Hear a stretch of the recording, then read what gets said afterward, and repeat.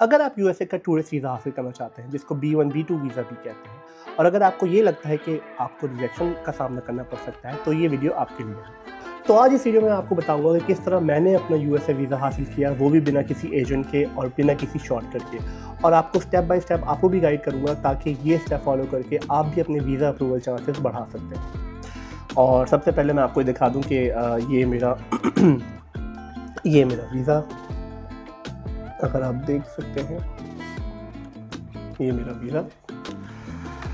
तो चलें video start करते हैं।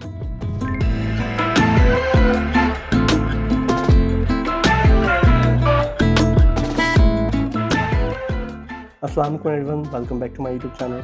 मैं हूं हारिस और मैं दुबई में रहता हूं। मैंने बहुत से लोगों को पहले भी यूएसए वीज़ा और शेंगन वीज़ा के हवाले से मैं टिप्स दे चुका हूं।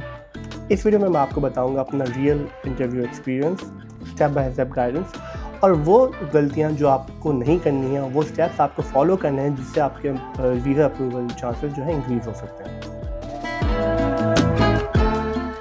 सबसे पहले ये समझना ज़रूरी है कि आप यूएसए क्यों जाना चाहते हैं। मेरा पर्पस बहुत सिंपल था, टूरिज़्म और शॉर्ट विजिट। मैं दुबई में काम करता हूँ और मेरा कोई प्लान नहीं था कि मैं कोई लॉन्ग स्टे करूँ या किसी बिजनेस अपॉर्चुनिटी के लिए जाऊँ। यूएस एम्बेसी सबसे पहले आपकी इंटेंशन को जज करती है, डॉक्यूमेंट बाद में आते हैं। यानी अगर आपके इंटेंशंस क्लियर हैं तो आपके visa approval chances automatically improve हो जाते हैं। अब बात करते हैं यूएसए B1 B2 वीज़ा के बेनिफिट्स के बारे में। यूएसए B1 B2 वीज़ा सिर्फ एक टूरिस्ट वीज़ा नहीं होता, ये आपकी ट्रैवल प्रोफाइल को नेक्स्ट लेवल तक लेके जा सकता है। यूएसए वीज़ा होने का सबसे बड़ा फ़ायदा ये होता है कि बहुत से कंट्रीज़ आपको वीज़ा ऑन अराइवल या वीज़ा फ्री ट्रैवल अलाउ कर देते हैं। मैंने खुद टर्की विज़िट किया था based on the USA visa. मुझे ई-वीज़ा इशू किया गया था और मैंने ये ऑनलाइन अप्लाई किया था टर्की वीज़ा की वेबसाइट से, और विदिन 30 सेकेंड्स मुझे वीज़ा रिसीव हो गया था जैसे ही मैंने पेमेंट की थी। यूएस वीज़ा होने की वजह से आपकी प्रोफाइल स्ट्रॉन्ग हो जाती है। अगर आप शेंगन कंट्रीज़, यूके, कनाडा या ऑस्ट्रेलिया की एम्बेसी से वीज़ा अप्लाई करते हैं तो वो एम्बेसी आपको एक ट्रस्टेड ट्रैवलर समझती हैं, और जिससे आपके वीज़ा अप्रूवल चांसेस इंक्रीज़ हो जाते हैं।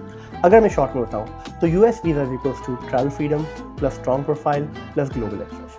DS-160 फॉर्म ऑनेस्टली फिल करना आपके लिए बहुत इंपॉर्टेंट है। मैंने खुद DS-160 फॉर्म फिल किया, वो भी बिना किसी एजेंट के। जो भी इंफॉर्मेशन हो, फॉर एग्जांपल जॉब के हवाले से, सैलरी, ट्रैवल हिस्ट्री, फैमिली के हवाले से, सोशल मीडिया अकाउंट्स के हवाले से, वो आपको ऑनेस्टली फिल करनी है।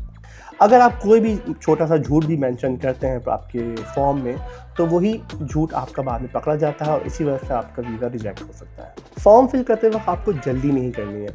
हर सेक्शन को आप आराम से पढ़ें, अपना टाइम लें और फिर एहतियात से आराम से ऑनेस्टली फॉर्म फिल करें। यहाँ पे मैं आपको एक टिप देना चाहूँगा कि अगर आपकी ट्रैवल हिस्ट्री नहीं है तो आपको फॉर्म में झूठ नहीं बोलना है और कोई झूठी ट्रैवल हिस्ट्री आपको शो नहीं करनी है, क्योंकि आपके इन्फॉर्मेशन जो पासपोर्ट से अटैच होती है वो सब सामने आ जाती है, तो आप उनको पता चल जाता है कि आप कौन से कंट्रीज़ ट्रैवल कर चुके हैं या कौन से ट्रैवल नहीं करा आपने। DS-160 फॉर्म फिल करने के बाद आपको अपॉइंटमेंट बुक करना होता है इंटरव्यू का, और ज़रूरी नहीं है कि वो अपॉइंटमेंट आपको नेक्स्ट वीक का मिले या नेक्स्ट मंथ का मिले, क्योंकि मैंने जब अपॉइंटमेंट बुक किया था मुझे नेक्स्ट ईयर का अपॉइंटमेंट मिला था। फॉर एग्जाम्पल मैंने अप्लाई किया था 2023 में और अपॉइंटमेंट जो मुझे मिला था वो 2024 में मिला था। जी हाँ, बिल्कुल, अपॉइंटमेंट 2024 में 1 साल का गैप से मिला था मुझे अपॉइंटमेंट। इंटरव्यू के दिन मैं भी काफ़ी नर्वस था, जो कि बहुत एक नॉर्मल चीज़ है।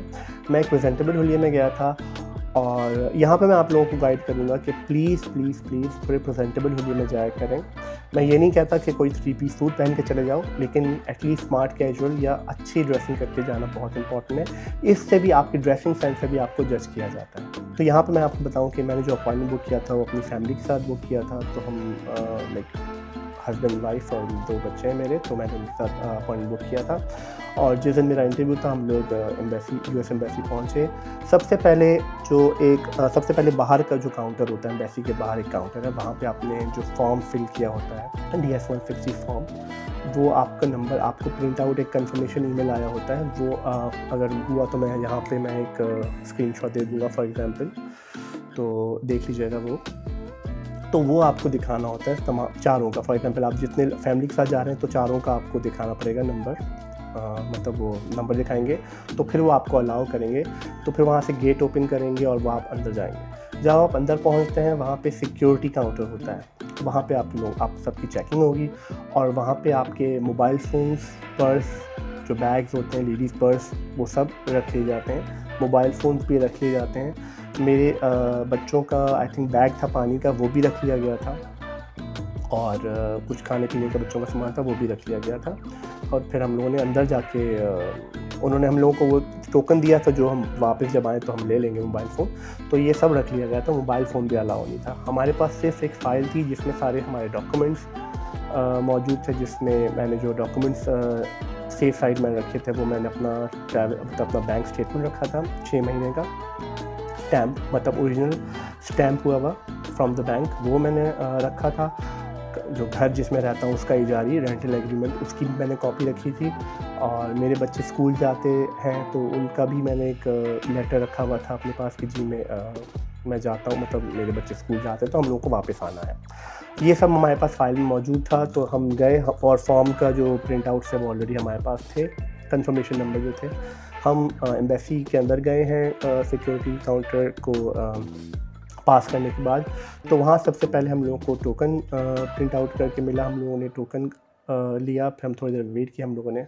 तो सबसे पहले वहाँ पे क्या होता है कि आपको अंदर जाके एक फॉर्म काउंटर होता है, वहाँ आपके फॉर्म लिए जाते हैं और आपको पासपोर्ट साइज़ पिक्चर लेके जाना ज़रूरी है। क्योंकि मैंने जब फॉर्म फिल किया था तो मैं आपको जैसे बता रहा हूँ कि वो साल भर बाद का फॉर्म मिला था, तो उनकी रिक्वायरमेंट ये होती है कि आपकी जो पासपोर्ट साइज़ पिक्चर है वो 6 महीने से ज़्यादा पुरानी नहीं होनी चाहिए।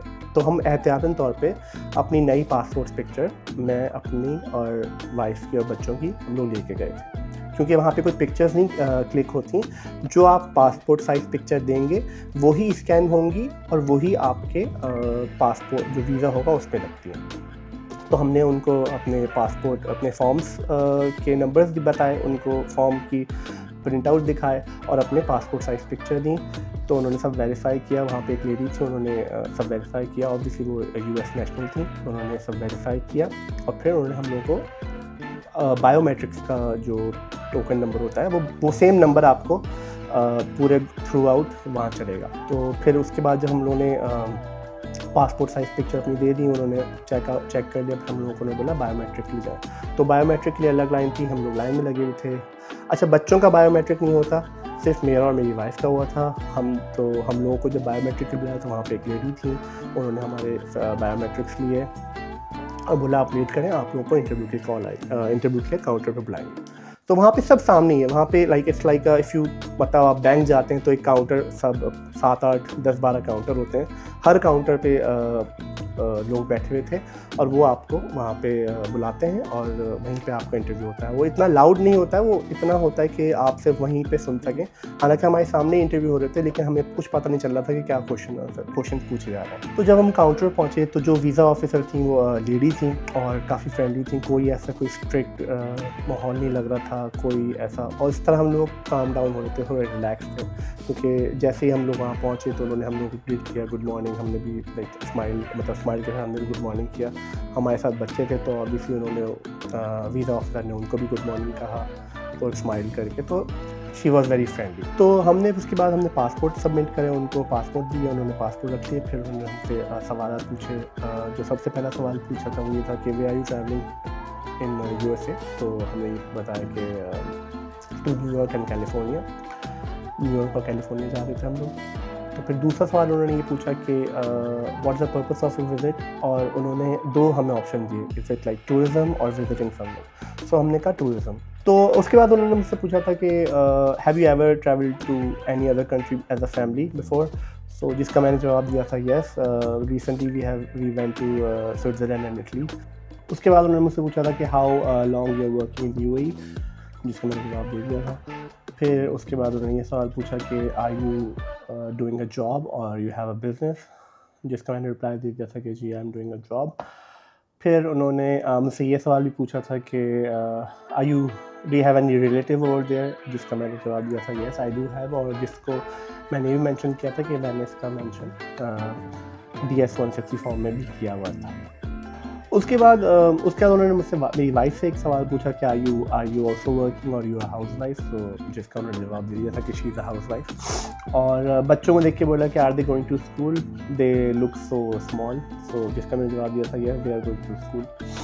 तो उसके बाद और कोई फर्दर क्वेश्चन नहीं किया उन्होंने, और सिंपल उन्होंने कुछ टाइप किया, वीज़ा ऑफिसर जो लेडी थी उन्होंने कुछ टाइप किया, फिर उन्होंने अपना जो हमारे पासपोर्ट अपने हाथ में लिए। तो फिर मुझे लगा oh my God, I think visa reject हो गया। लेकिन उन्होंने फ़ौरन बोला कि कॉन्ग्रेचुलेशंस, आपका वीज़ा अप्रूव हो चुका है, और आपने जो पोस्टल एड्रेस जहाँ पे आपके जो पासपोर्ट डिलीवर होंगे वहाँ से आपको SMS आ जाएगा विद इन अ वीक और सो, और फिर आप वहाँ से आगे कलेक्ट कर सकते हैं। तो फिर उन्होंने एक हमें ग्रीन पेपर दिया था, वो मेरे पास अभी ग्रीन पेपर नहीं है, लेकिन if I have a picture of it I will definitely share it. तो ग्रीन पेपर दिया और दैट वाज इट, बस ये हमारा वीज़ा अप्रूव हो चुका था,